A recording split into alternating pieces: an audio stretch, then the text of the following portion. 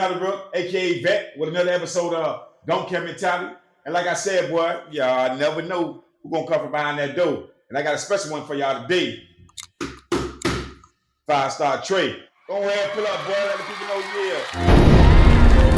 I pray my ops to get some success in life, so maybe then they'll stop hating. They better stay out of my way. That's all I'm gonna say. Book me if you want a funeral. The paddock dial on the numeral. I drop loose chains on the watch. Taco Tuesdays on the yacht. I'm done playing from here. Lockdown, that what you call it? Yeah, damn right. Lockdown. Yeah, so we're gonna go ahead and get this thing started, man. Appreciate y'all coming through, showing love. Yeah, you know what I'm saying? So we're gonna start off with like from the beginning. You know, we ain't gonna get into the football stuff. We're gonna get up into that. But you know, sometimes the people we want to know about your personality, about who you is, how you came up, this, that, and the other. You know what I'm saying? Did you always play football? You just play kickball in the hood? Like what all you did? You only play football? Is there any other sports you had love for? So we'll get into all that. Right now, we're gonna start at the beginning.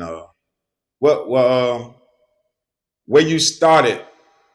What made you want to play football? What made me want to play football? Like, I'm not gonna lie, I was already like good at it, and my cousins used to play football. All my cousins used to play football, and I used to see them playing. And I'm like, dang, I ain't gonna lie, I want to do that too. Cause like we used to go outside, I used to be bombing them, all type of stuff. I'm like, oh, I can do this too. Like, you know, it's something I'm good at.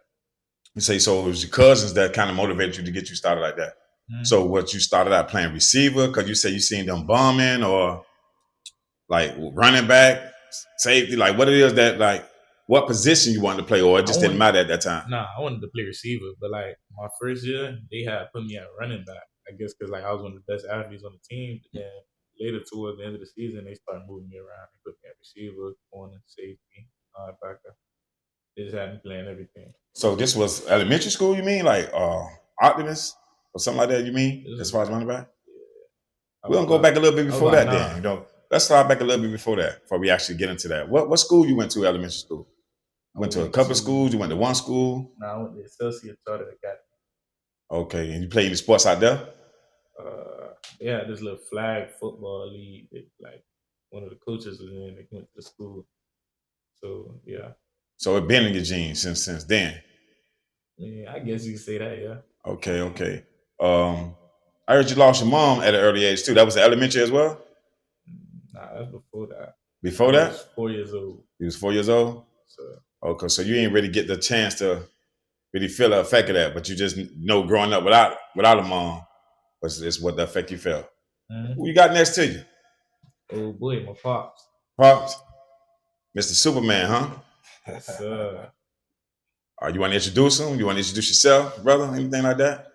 You know, ain't too much to say. It's me, Kent, Pop Kent, Superman, whichever one y'all want to call me. Y'all already know what it is out there, man. You know what I'm saying?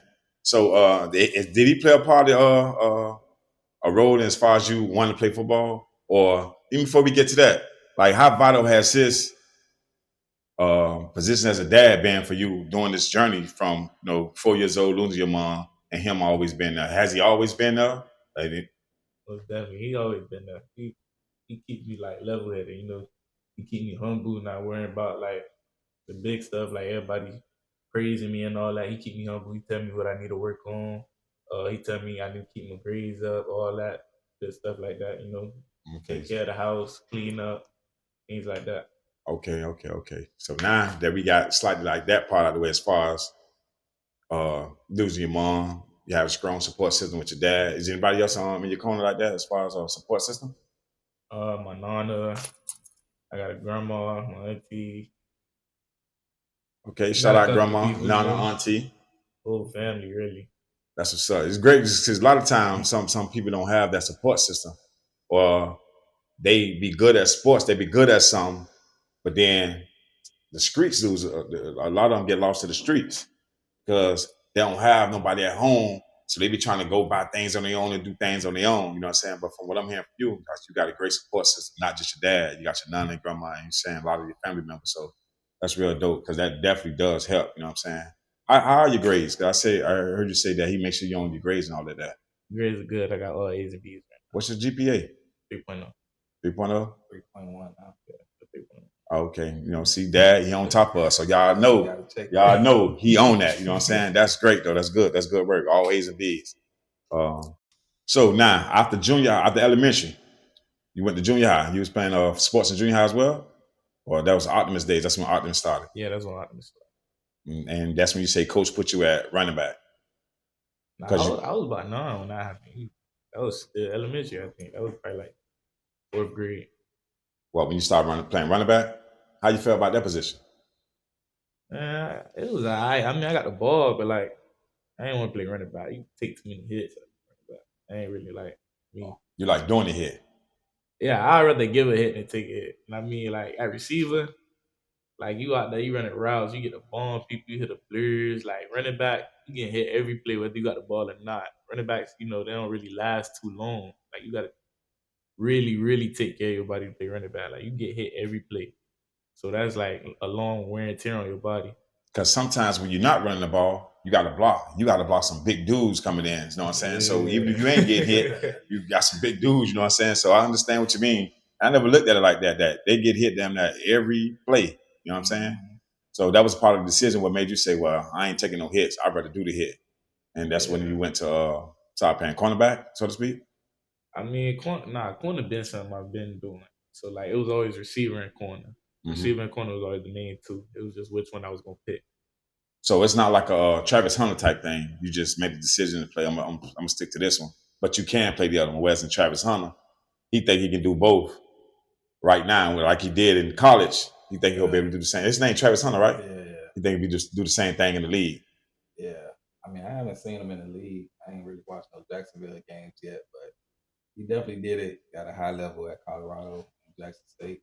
Well, not to get too much on him, but he did it at a high level, but not necessarily in a strong conference, because I don't think that's something he would be able to sustain in the SEC or possibly the ACC. You know what I'm saying? Yeah. He did that in the conference that did it. And not saying that those guys wasn't good or level competition, but in those other conferences, it's a little more. Yeah, you know what I'm saying? So, but he's in it got him to the NFL.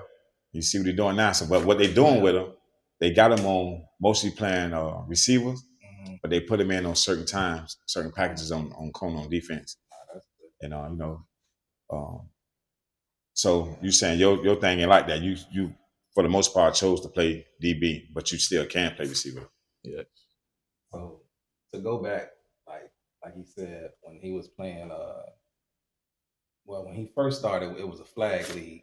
This was, I want to say, 3rd, 4th grade. Mm-hmm. One of his PE teachers at school, they had like a flag league going on at Vizcaya. So, matter of fact, I'm getting ready to go to the Liberty City versus Win Cherry game. Mm-hmm. He comes, Daddy, I signed up for this flag league. I'm like, what? So instead of that, we go over there. We go over there and play that, flag. You just show up on game day and play. I'm like, all right, this is it. It's good. Bet. And after that, he was so good at it. He was like, oh, I want to play real football now. So then that next year, I took him to West Miramar to start him out. And he was like one of the bigger kids and one of the best athletes. So immediately they like running back, linebacker. You know what I'm saying? But in my mind, I just knew the way the game was moving towards a passing league, like you have more opportunities playing receiver and DB. Mm-hmm. So immediately I went to the coach. I'm like, Coach, like, you gonna start him at middle linebacker? He never played real football before. Like that ain't really, you know what I'm saying? Like, yeah, man, but he's so big, he's so fast, he ain't scared to tackle. So, I was trying to talk him out of it, but he was just like, man, this was the best, whatever. So after a few weeks, of doing that, like I'm still on him every week. Like, Coach, like he can catch the ball. So at that time, they couldn't really protect the quarterback. So as we got more into the season, that's when they started giving him more opportunities at receiver. And, he was doing well. Mm-hmm. So then that team kind of folded. Then boom, we go to PPO, same thing. They like the running back coach, I can't think of his name right now. But he was like, man, he looked like running back. I'm like, yeah, but that ain't really what we trying to do. Mm-hmm. You know what I'm saying? I'm like, we trying to play receiver and DB. So they started him off first scrimmage. He was at safety. Came pulling. We was scrimmaging our 10U. So he pulling up, making tackles, looking good. So I'm like, for sure, he gonna be the safety. Next day, they come to me a week later. And we need him at the end. Like, he the only one big enough, strong enough. He gonna hold the edge. I'm like, bruh. But whatever. Sacrifice. All right, cool, whatever. So he played DN that year.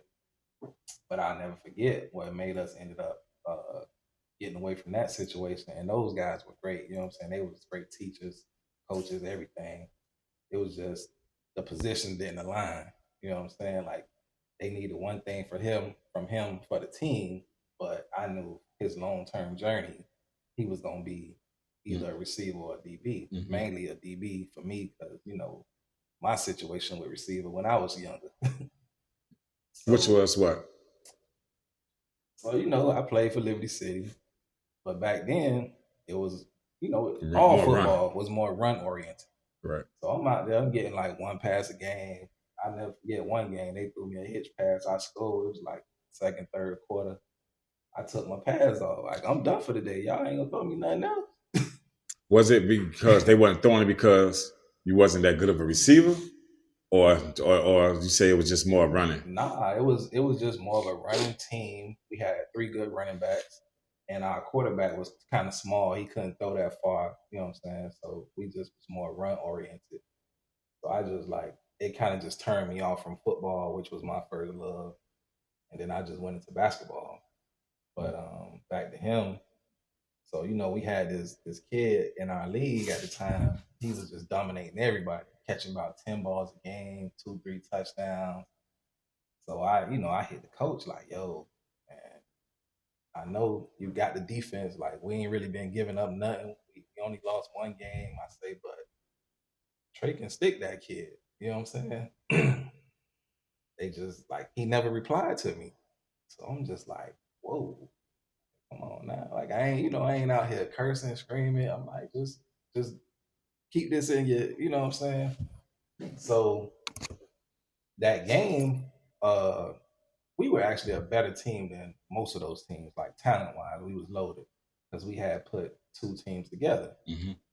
So we ended up winning that game, I believe, 13-6. But the first play of the game, their first play, what happened? Threw it to the kid. Touchdown, about 80 yards. So I'm over there like, told you. You know what I'm saying? Mm-hmm. But so the rest of the game, what they did was they put 3 players on the kid. They put a linebacker out there to jam him, a cornerback 10 yards off, and then the safety on top of that. And then so what that team did now is just run the ball. They had that like that from the start of the game. They bombed. He bombed all 3 of them. I ain't see that at the beginning of the game. He bombed all 3? That was the beginning of the game. The first play, they threw it up. We caught a pip. Yeah. They came back I think second quarter. Mm-hmm. He threw it up. He got past the linebacker, ran past the corner, safety last line. Yeah. See, I ain't know all 3 of them was over there. But my whole point was you throwing the whole defense out of whack, putting 3 people over there when you got a guy who, and plus that was the first year I had really got him a lot of DB training going into that season. So I'm like, yo, we DB all the way. Coach, we here to play receiver and DB. But I'm a sacrifice for the team, but especially this matchup, this is what we train for all summer. You know what I'm saying? So when I ain't get that, I kind of, I took it the wrong way and was like, we got to get out of here, get somewhere where you're going to be able to play DB. And this was still Myanmar? This was at PPO. So yeah, you did say PPO. We ended up winning the championship. And then my intentions, because he was on 9U, but so he had played 9U twice because of the birthday thing in AYFL. You can turn that age after May. Mm-hmm. So, but I was gonna move him back up to play with the kids he originally was playing with. So when I was about to do that, then I got a call from the quarterback's dad. He was Daddy Keith. He was like, man, we gonna go to Miramar. Why don't you bring Trey, him, because they already had done grew close So at that point, like I made not a football decision, but like I'm gonna let my child be a child, stay with his core group of friends decision. But the only thing, so that was the year Samandre was the coach. Mm-hmm. So the only thing me and Samandre ever talked about, I never talked to him about offense, receiver, none of that. I just told him, Dre, if he come over there, he gotta play corner the whole year. Like no if and buts about it. Like that's my only like nugget in this whole thing. My only request is he play corner. And to his word, he kept his word on that. Like no matter, like even we was playing like some teams that was a little more physical than us or whatever. And you know, parents, because they knew Trey had played the end the year before, so they kicking and screaming about, man, move Trey to end, move Trey to end. And you know, I'm just sitting there because like I already know, like man, Dre had this conversation. Shout out Mondre. Shout out. Yep. So, but Dre kept his word. Like I said, he left him at corner that whole year. Mm-hmm. And so that was really the beginning of Trey Allen. You know what I'm saying? Even though it started back when he was playing that flag that one year, but tackle wise, that was the beginning of it, that 10-year year at Miramar.